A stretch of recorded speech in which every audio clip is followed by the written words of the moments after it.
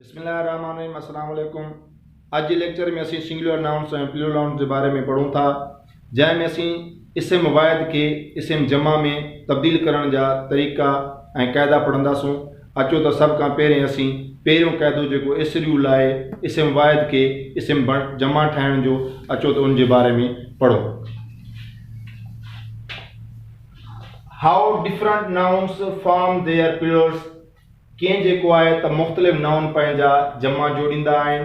सब खां पहिरें रूल नंबर 1 में असीं जेको द एस रूल आहे उन ते जेको असां इस्म वाहिद मां इस्म जमा ठाहिण सिखंदासूं। The singular nouns are generally made plural by the addition of S, चए थो त आम तौर ते घणाई जेका इस्म आहिनि उहे इस्म वाहिद उन्हनि जे पुठियां जेकॾहिं एस जो इज़ाफ़ो कयो वञे, इन जे पुठियां जेकॾहिं एस लॻायो वञे त उहे वाहिद मां इस्म जमा ठही पवंदा आहिनि। फॉर एग्जाम्पल मिसाल तौरु असांजो पहिरियों मिसाल आहे काओ। काओ जे पुठियां जेकॾहिं असां एस जो इज़ाफ़ो कयूं था त काओ इस्म वाहिद मां काउज़ इस्म जमा प्लूरल नाउन ठही पवे थो।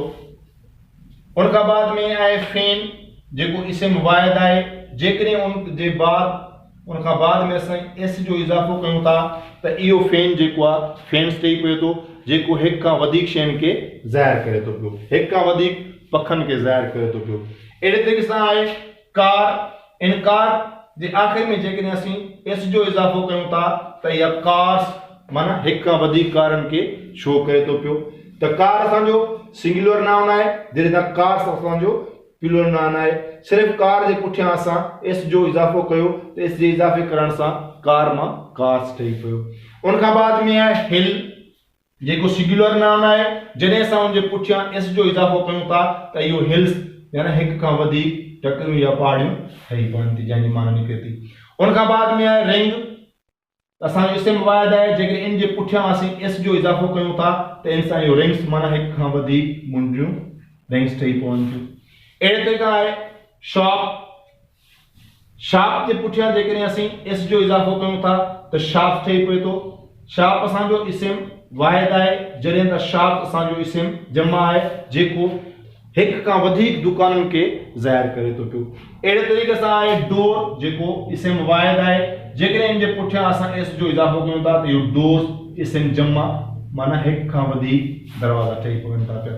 अहिड़े तरीक़े सां गोट जेको हिक बकरी खे ज़ाहिर करे थो पियो, जेकॾहिं असां इन जे पुठियां गोट जे पोयां एस जो इज़ाफ़ो कयूं था त इहो गोट्स थी पवे थो, जेको हिक खां वधीक बकरियुनि खे या गोट्स खे ज़ाहिर करे थो पियो।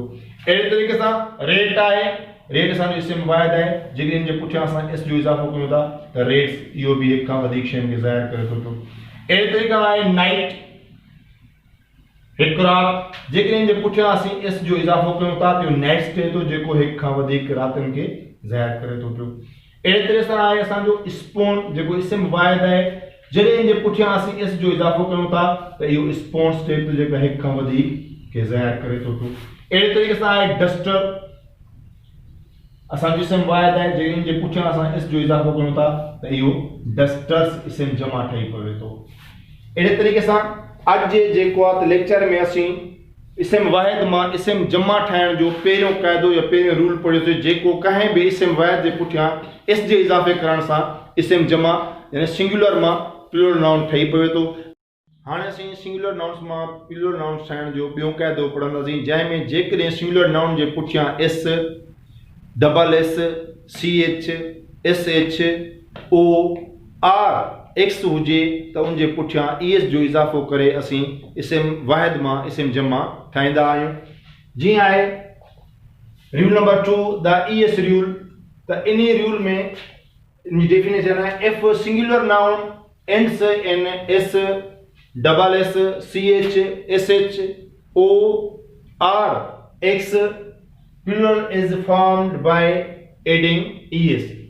जेकॾहिं इस्म वाहिद S, double S, C H, S H, O, R, X ते एंड थिए थो त उन जे पुठियां असीं ईएस जो इज़ाफ़ो करे उनखे सिंगुलर नाउन मां प्लूरल नाउन ठाहे सघूं था। जीअं फॉर एग्जाम्पल मिसाल में आहे बस। बस जे आखिर में एस आहे त असां पढ़ी आहियूं त जन भी इसम वाहिद जे पुठियां एस ते जेको एंड थिए त उन जे पुठियां ईएस जो इज़ाफ़ो करे असां उनखे सिंगुलर नाउन मां प्लूरल नाउन ठाहे सघूं था। जीअं हाणे बस आहे त बस जे आखिर में एस आहे त इन जो जमा ठाहिण जे लाइ असां इन खां बाद में बस खां बाद में ईएस जो इज़ाफ़ो कंदासीं त इहो बस इस्म वाहिद मां बसिस इस्म जमा ठही पवंदो। अहिड़े तरीक़े सां हे लफ़्ज़ आहे असांजो क्लास त इन जी एंड जेका उहा डबल एस ते थिए थी त इन जे करे असां पढ़ी आहियूं त जंहिं बि इस्म वाहिद जी एंड जेको आहे डबल एस ते थिए त उन जे पुठियां ईएस जो इज़ाफ़ो करे असां उनखे इस्म वाहिद मां इस्म जमा ठाहे सघूं था। जीअं क्लास क्लासिस में थींदो क्लासिस, क्लास में थींदो असांजो क्लासिस। हाणे अचो असांजो ॿियो वर्ड आहे वॉच। असां पढ़ो त जंहिं बि सिंगुलर नाउन जे पुठियां सी एच हुजे त उनखे बि असां ई एस जे इज़ाफ़े सां जेको आहे त वाहिद मां जमा ठाहे सघूं था। जीअं असां वॉच मां वॉचिस ठाहियो। अहिड़े तरीक़े सां असांजो अॻियों जेको आहे रूल उन मुताबिक़ त जंहिं जे पुठियां एस एच हुजे त उन्हनि खे बि ई एस जे इज़ाफ़े सां जेको आहे उन्हनि खे वाहिद मां जमा ठाहे। जीअं असां वटि आहे ब्रुश, ब्रुश जे आख़िर में एस एच आहे त इन जे आख़िर में असीं ई एस जो इज़ाफ़ो करे ब्रुश मां बुर्शिस जमा ठाहियो। जेको ब्रुश इस्म वाहिद हुयो या सिंगुलर नाउन हुयो उन मां असां ई एस लाइ बुर्शिस इस्म वाहिद ठाहियो, इस्म जमा ठाहियो सॉरी। उन खां बाद में आहे त जन बि इस्मनि जे आख़िर में ओ हुजे त उन्हनि जो जमा ठाहिण जे लाइ असां उन्हनि जे आख़िर में ई एस जो इज़ाफ़ो कंदासीं। जीअं मैंगो सिंगुलर आहे त इन जो जमा मैंगोज़ ठही पियो। अहिड़े तरीक़े सां जेकॾहिं जंहिं बि इस्मनि जे पुठियां एक्स हुजे त उन एक्स वारे इस्मनि जे पुठियां बि असां ई एस जो इज़ाफ़ो करे इस्म वाहिद मां इस्म जमा ठाहे सघूं था। अॼु जे असां ॿिए रूल में जेको ई एस रूल हुयो जंहिं मुताबिक़ जन बि इस्मनि जे आख़िर में एस हुजे, डबल एस हुजे, सी एच हुजे, एस एच हुजे, ओ हुजे, आर एक्स हुजे त उन्हनि जे पुठियां असां ई एस जो इज़ाफ़ो करे उन्हनि वाहिद इस्मनि खे इस्म जमा ठाहे सघूं था।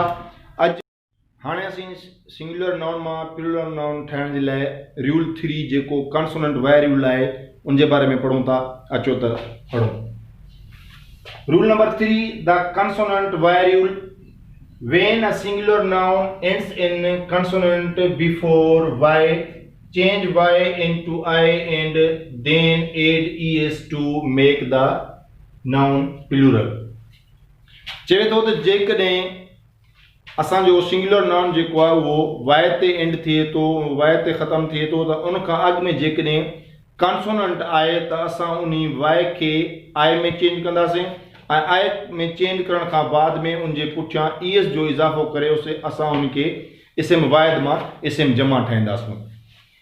जीअं फॉर एग्जाम्पल मिसाल तौर में असांजो पहिरियों जेको लफ़्ज़ आहे उहो आहे आर्मी, जेको वाई ते जेको आहे एंड थिए थो पियो त उन खां पहिरियों जेको आहे वाई खां पहिरियों जेको आहे एम जेको आहे इहो कॉन्सोनेंट आहे त इन जे लाइ असीं इन वाई खे जेको आहे आई में चेंज करे ऐं उन खां बाद में असीं ई एस जो इज़ाफ़ो कंदासीं त उहो आर्मी मां आर्मीज़ ठही पवंदो जेको इस्म वाहिद मां इस्म जमा थींदो।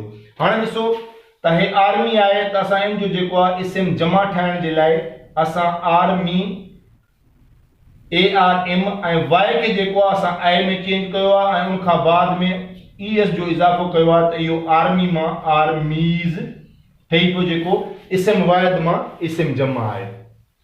उन खां पोइ असांजो लफ़्ज़ आहे सिटी, जेको वाई ते एंड थिए थो पियो ऐं वाई खां पहिरियों जेको आहे कॉन्सोनेंट टी आहे त असां छा कंदासीं त असां पहिरियों जेको आहे सिंगुलर नाउन जेको आहे वाई ते एंड थिए ऐं उन खां अॻु में जेकॾहिं कॉन्सोनेंट आहे त उन वाई खे जेको आहे आई में चेंज कयो ऐं उन खां बाद में ई एस जो इज़ाफ़ो करे उनखे इस्म वाहिद मां इस्म जमा ठाहियो। त हाणे जेको सिटी जेको आहे उहो वाई ते एंड थिए थो पियो त असां जेको आहे वाई खे जेको आहे आई में चेंज कयो आहे ऐं उन खां बाद में ई एस जो इज़ाफ़ो कयो आहे त उहो सिटी मां सिटीज़ ठही पियो जेको इस्म वाहिद मां इस्म जमा ठहियो। अहिड़े तरीक़े सां असां वटि ॿियो लफ़्ज़ आहे स्टोरी, जेको वाई ते एंड थिए थो पियो ऐं वाई खां पहिरियों आर आहे जेको कॉन्सोनेंट आहे त असां हाणे छा कंदासीं त वाई खे जेको आहे आई में चेंज कंदासीं ऐं आई में चेंज करण खां बाद में असां उनजे पुठियां ई एस जो इज़ाफ़ो करे उनखे इस्म वाहिद मां इस्म जमा यानी सिंगुलर मां प्लूरल नाउन ठाहींदासीं। जी स्टोरी तो वाई के आई में चेंज किया उन बाद में ईएस जो इजाफो किया तो ये स्टोरीज जो इसम वाहिद में इसम जमा ठही पियो। अड़े तरीके से असो बो लफ्ज़ है कापी जो वाई ते एंड थे तो पियो वाई का पेरे पी है जो कॉन्सोनेंट है तो हाँ अस छा कंदासीं तो वाई के जो आई में चेंज कंदासीं उनके पुठियां जो असीं ईएस जो इजाफो कंदासीं तो वो इसम वाहिद में इसम जमा ठही पवंदो। जी है कॉपीज COP वाई के आई में चेंज किया आखिर में ई एस जो इजाफो किया तो कॉपीज COPIES कॉपीज ठही पियो जो सिंगुलर नाउन कॉपी में प्लूरल नाउन कॉपीज थियो। अड़े तरीके से असो बो लफ्ज़ है बॉडी जो वाई ते एंड थे तो पियो वाई का पेरे जो डी कॉन्सोनेंट है तो अस इन वाई के जो आई में तब्दील करे उनके पुठियां ईएस जो इजाफो कंदासीं। अड़े तरीके से बॉडी सिंगुलर नाउन में बॉडीज प्लूरल नाउन ठही पवंदो। अड़े तरीके से अस वटि बो लफ्ज़ है लेडी जो वाई ते एंड थे तो पियो वाई का पेरे अस वटि वरी भी जो बॉडी वाली कार हिते भी जो लेडी में भी जो वाई का पेरे कॉन्सोनेंट डी है तो अस इन वाई के जो आई में चेंज कंदासीं आई का बाद में ईएस जो इजाफो करे अस इनके इसम वाहिद में इसम जमा ठहींदासीं जी लेडी में लेडीज ठही पियो। तो दोस्तों आज के लेक्चर में असीं इहो पढ़ियो तो जेकॾहिं कोई इसम वाहिद सिंगुलर नाउन है वो वाई ते खत्म थे तो पियो वाई का अग में जेकॾहिं कॉन्सोनेंट है तो पोइ असां उन वाई के आई में तब्दील करे उन बाद में ईएस जो इजाफो करे सिंगुलर नाउन में प्लूरल नाउन ठाहे सघूं था। जेकॾहिं तव्हांखे असांजी वीडियो पसंद आई हुजे उनके लाइक कयो शेयर कयो ऐं असांजे चैनल AWK अकेडमी के सब्सक्राइब कयो। Thank U.